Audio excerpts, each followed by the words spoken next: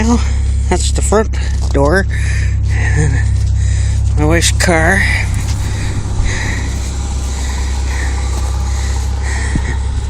This is all the shoveling. It's not too bad over there because it's been blowing from that direction. County's been up and down the road. Neighbor kid came over and snow plowed me out.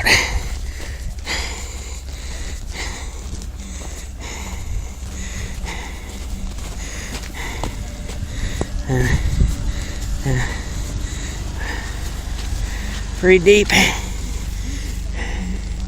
You can see the Jimmy, that Ford.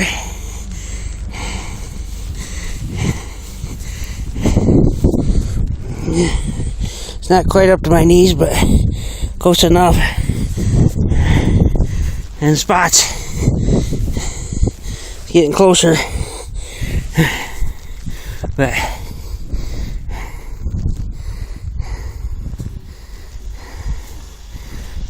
now look at the roof.